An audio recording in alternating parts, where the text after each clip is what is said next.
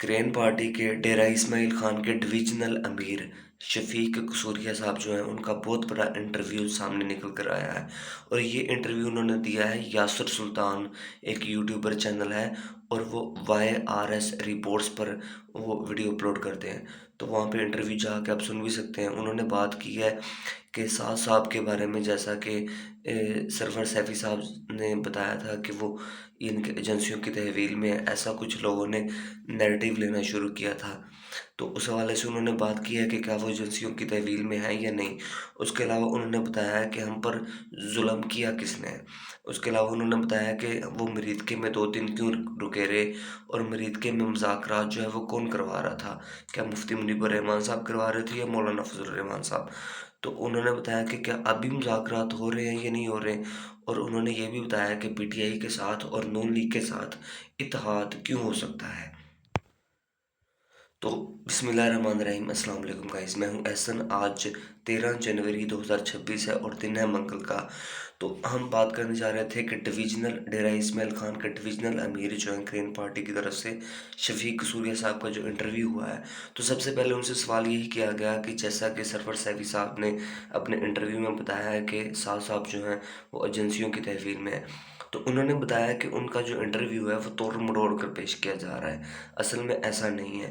اصل میں سیفی صاحب یہ بتا رہے ہیں، سرور سیفی صاحب یہ بتا رہے ہیں کہ ایجنسیوں کی تحویل میں ہو کر دنیا جانتی ہے کہ ایجنسیوں کی تحویل میں ہو کر اپنے موقف پر ڈٹے رہنا کتنا مشکل ہے۔ ہم سعد صاحب کو سلام پیش کرتے ہیں کہ وہ اپنے موقف پر ڈٹے ہوئے ہیں۔ تو اصل میں سیفی صاحب، سرور سیفی صاحب جو ہیں وہ یہ نہیں بتا رہے، انہوں نے کہیں بھی یہ اپنے پورے انٹرویو میں نہیں بتایا کہ سعد صاحب جو ہیں وہ ایجنسیوں کی تحویل میں ہیں۔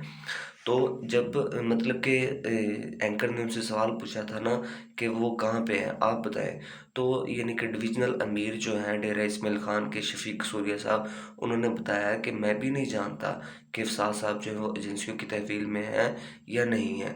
اس بارے میں سرور سیفی صاحب جو ہیں وہی اچھی طرح بیان کر سکتے ہیں، لیکن ان کا جو انٹرویو ہے جس کو توڑ مروڑ کر پیش کیا جا رہا ہے کہ انہوں نے یہ کہہ دیا کہ وہ ایجنسیوں کی تحویل میں ہیں، تو ایسا بالکل نہیں ہے۔ تو ایک تو بات انہوں نے یہ کلیئر کر دی کہ یہ جو انٹرویو ہے اس کو توڑ مروڑ کر پیش کیا جا رہا ہے، اور وہ بھی نہیں جانتے، ان کے ڈویژنل امیر جو شفیق قصوریہ صاحب ہیں وہ بھی نہیں جانتے، کوئی بھی نہیں جانتا کہ سعد صاحب اصل میں ہے کہاں۔ لیکن میں آپ کو بار بار بتا رہا ہوں کہ سعد صاحب جو ہیں وہ گرفتار ضرور ہیں، وہ ایجنسیوں کی تحویل میں ہی ہیں۔ جتنے بھی یوٹیوبر، جتنے بھی ذرائع جو ہیں اس بات کو کنفرم کر رہے ہیں کہ سعد صاحب جو ہیں وہ گرفتار ہیں۔ اچھا، جب دوسرا ان سے سوال کیا گیا کہ جو آپ قادیانیوں کے ساتھ کرتے تھے، آپ ظلم کرتے تھے، ان پر ایسا ویسا کرتے تھے، ان کی عبادت گاہیں جو گرائی جاتی تھی ان میں آپ کا حصہ ہوتا تھا، تو انہوں نے بتایا کہ ان کے اینکر نے کہا کہ اب آپ کے ساتھ بھی ایسا ہو رہا ہے، آپ کے گھر بھی مسمار کیے جا رہے ہیں۔ تو انہوں نے بتایا کہ قادیانیوں کا معاملہ اور ہمارا معاملہ بالکل الگ ہے۔ ہم قادیانیوں کے خلاف بالکل نہیں ہیں، ہم کسی بھی اقلیت کے خلاف نہیں ہیں۔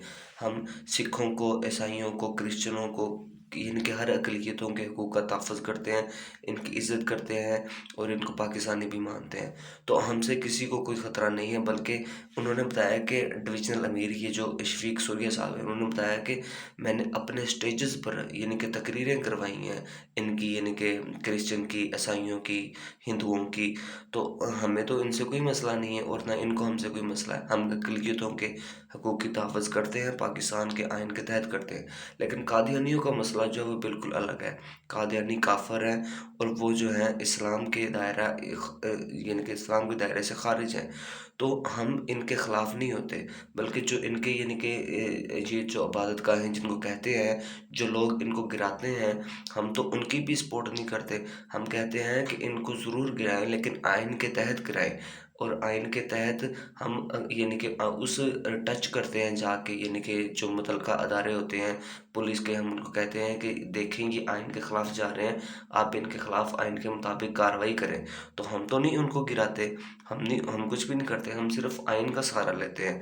تو جو کہہ رہا ہے کہ یعنی کہ گرین پارٹی آفیشیل طور پر وہ چیزیں کرتی ہے، تو ایسا بالکل نہیں ہے۔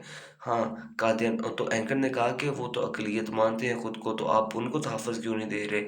آپ جیسا کہ سکھوں کو، کرسچنوں کو تحفظ دینے کی بات کر رہے ہیں، تو وہ تو اقلیت مانتے ہیں خود کو، ان کو تحفظ بھی دیں قادیانیوں کو۔ تو یہاں پہ شفیق سوریہ صاحب نے کہتے ہیں یہی تو بات ہے، وہ اقلیت نہیں مانتے خود کو۔ وہ کہتے ہیں کہ ہم مسلمان ہیں، کافر بھی نہیں مانتے خود کو۔ اگر وہ اقلیت مانے تو وہ تو پاکستان کی اسمبلی میں بھی جا سکتے ہیں، سینٹ میں بھی جا سکتے ہیں۔ تو یہی تو بات ہے، 2017 میں بھی یہی معاملہ ہوا تھا، جب یہ شک نکالی گئی تھی کہ آپ صلی اللہ علیہ وسلم کو، یعنی کہ یہ حلف لینا کہ آپ صلی اللہ علیہ وسلم آخری نبی ہیں، ان کے بعد کوئی نبی نہیں آئے گا، تو یہ شک نکال دی گئی تھی۔ تو بابا جی یعنی کہ سڑکوں پر آئے تھے، تو اس کے بعد وہ شک انٹر کی گئی، تو یہ قادیانیوں کا راستہ صاف کرنے کے لیے کی گئی تھی۔ تو اصل میں تب بھی یہی مسئلہ تھا، اور اب بھی یہی مسئلہ ہے کہ وہ خود کو کافر نہیں مانتے اور اقلیت بھی نہیں مانتے، وہ مسلمان کہتے ہیں خود کو۔ تو ہم اسے کو مسلمان، پاکستان کا آئین مسلمان نہیں سمجھتا، جو خود کو یعنی کہ یہی کہے کہ آپ صلی اللہ علیہ وسلم آخری نبی نہیں ہیں، تو یعنی کہ پاکستان کے آئین کے مطابق وہ کافر ہے۔ تو ہم جو آئین کو نہیں مانتا، اس پہ آرٹیکل 6 لگتا ہے، آرٹیکل 6 کے مطابق جو سزائے موت ہے، تو ان کو یعنی کہ ہمیں تو ان سے کوئی مسئلہ نہیں ہے۔ تو وہ اگر خود کو اقلیت مانے اور یہ بات ثابت کریں، تو وہ یعنی کہ پارلیمنٹ میں بھی جا سکتے ہیں، اور ہم انہیں کوئی نقصان نہیں پہنچاتے۔ ہمارا جب بھی ان سے اختلاف ہوتا ہے، ہم اداروں کو ٹچ کرتے ہیں۔ اور جب شفیق سوریہ صاحب کو یہ پوچھا گیا ہے، مطلب کہ انہوں نے خود ہی بتایا ہے کہ ہمیں اس بات کی بھی سزا دی گئی ہے، ایک غزہ والا معاملہ تو تھا، فلسطین والا معاملہ، کہ ان کے لیے ہم نکلے تھے، تو ہمیں اس کے ساتھ ساتھ یہ قادیانیوں کے راستے میں ہم جو رکاوٹ تھے، اس کی بھی سزا دی گئی ہے کہ آپ ان کے خلاف اقدامات کرتے ہیں۔ ہم تو قانون پر چلتے ہیں، ہم نے ان کے خلاف کبھی کوئی اقدام نہیں کیا، ہم تو پاکستان کے قانون کو یعنی کہ لاگو کرواتے ہیں۔ تو جب ان سے پوچھا گیا کہ آپ عید میں 2 دن کیوں رکے رہے، آگے کیوں نہیں گئے، تو انہوں نے بتایا کہ ہمیں ٹریپ کیا گیا، ہمیں پھنسایا گیا، میں نے خود اپنے چچا جان کے ذریعے مولانا فضل الرحمان صاحب کو ٹچ کیا، اور انہوں نے بتایا کہ یہ ہمارے ساتھ یہ کچھ کرنے جا رہے ہیں، آپ ہمارے مذاکرات کروائیں۔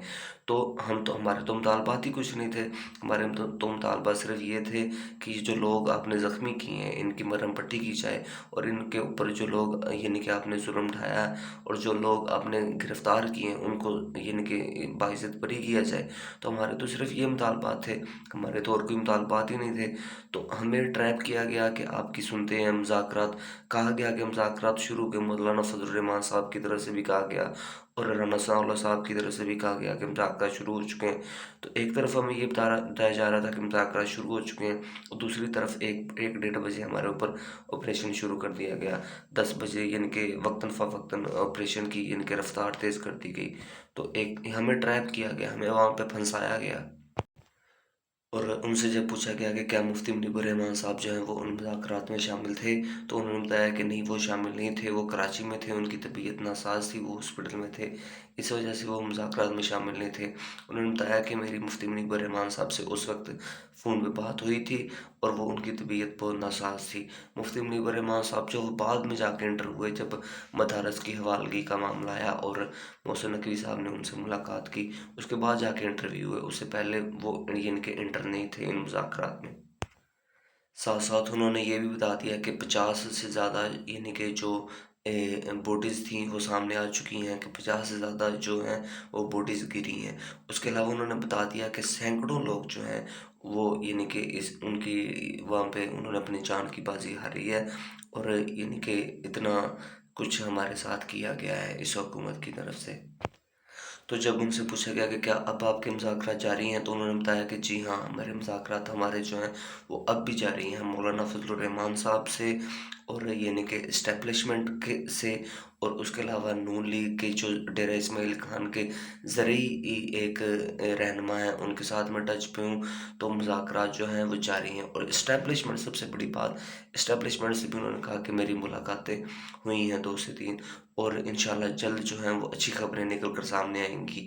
یہ بھی ڈویژنل امیر شفیق سوریہ صاحب نے دعویٰ کیا ہے کہ مذاکرات اب بھی جاری ہیں۔ انہوں نے یہ بھی بتایا کہ ہماری تحریک کو اتنا کرش کرنے کی کوشش کی، لیکن پھر بھی ایک کارکن نے بھی یہ لکھ کر نہیں دیا کہ ہمارا اس گرین پارٹی سے کوئی تعلق نہیں ہے۔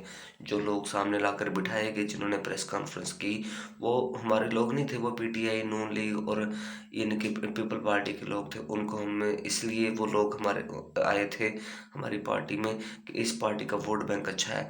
तो इसमें यानी कि अपनी सियासत को बचाने के लिए, ज़िंदा रखने के लिए इस पार्टी को जॉइन कर लिया जाए। तो इसलिए आए थे, वो चले गए जिधर से आए थे। तो एक तो उन्होंने ये बात की। अब जानते हैं सारा कि एक बैरिस्टर उस्मान खिज़र मांगड़ साहब थे और उनका भी एक इंटरव्यू आया था कि मैं तो बाबा जी जो ख़ातम सायन साहब हैं, उनको मैंने सुना ही नहीं था, बस एक बार देखा था जब वो पंजाब असेंबली के बाहर बैठे हुए थे। तो मैं अपने दोस्तों से मशवरा कर रहा था जब मैंने पॉलिटिकल लाइफ़ में आना था, तो दोस्तों ने मुझे मशवरा दिया कि आप ग्रीन पार्टी में जाएँ। तो ऐसे बहुत सारे लोग हैं जो वोट बैंक के लिए ग्रीन पार्टी में आए थे और उधर से ही चले गए। तो ऐसा ही शफ़ीक कसूरिया साहब जो हैं वो यहाँ पे बात कर रहे हैं। तो उन्होंने एक ये पॉइंट भी उठाया कि एक जो है वो प्रेस कॉन्फ्रेंस करने बंदा बैठा और उसने कहा कि मेरा पहले भी ग्रीन पार्टी से कोई तल्लक नहीं था, तो अब भी तल्लक नहीं है। तो उन्होंने यानी कि इस चीज़ को मजाक में लिया कि अगर पहले ही तुम्हारा तल्लक नहीं था तो तुम लाताल्लुकी कैसी कर रहे हो? तुम्हारा तल्लक पहले ही नहीं है, फिर लाताल्लुकी कैसी करने बैठे हो यहाँ पे? तो एंकर ने जब उनसे सवाल किया कि क्या आपको केपीके के अंदर आप मौजूद हैं डेरा इस्माइल खान में, आपको यहाँ पे गिरफ्तारी दबाने की कोशिश नहीं की गई? तो उन्होंने बताया कि ऐसी कोई कोशिश भी नहीं की गई और ना ही हमें यहाँ से कोई ख़तरा है। क्यों? क्योंकि ये एक पार्टी ने यानी कि नून लीग ने सिर्फ़ हमें क्रश किया है। क्यों? क्योंकि उसे अपने वोट बैंक का मसला है। तो सिर्फ़ यानी कि ग्रीन पार्टी को नून लीग ने यानी कि ख़तरा समझते हुए क्रश करवाया है और कादियानियों के ख़िलाफ़ रास्ते में उनके रुकावट देखते हुए क्रश करवाया गया है। तो हमें ना हम पे ना तो केपीके में, ना सिंध में, ना बलूचिस्तान में कहीं भी कुछ नहीं हुआ। तो सिर्फ़ पंजाब में सब कुछ हुआ है, जो ज़िंदा मिसाल है कि नून लीग ने अपना वोट बैंक बचाने के लिए अब देख रही है कि हमने यानी कि हमारा वोट बैंक गिर रहा है, ग्रीन पार्टी का वोट बैंक ऊपर जा रहा है, तो क्रश कर दिया है। तो हमें एस्टेब्लिशमेंट में भी हमें कोई ख़तरा नहीं है।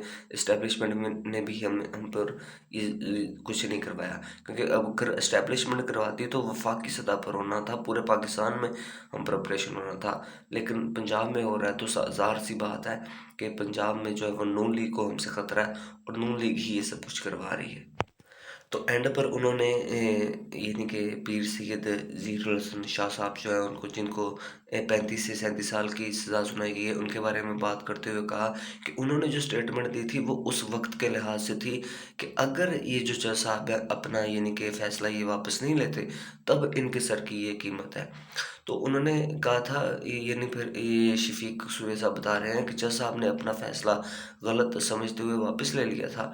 तो वो जो सर की कीमत लगाई गई थी, वो भी ऑटोमैटिकली फिर वापस होगी। फिर जो जुर्म हुआ ही नहीं है, तो आप उसकी सज़ा कैसे दे सकते हैं? तो वो जो यानी कि उनको पॉइंट आउट किया गया था, वो भी वापस हो गया।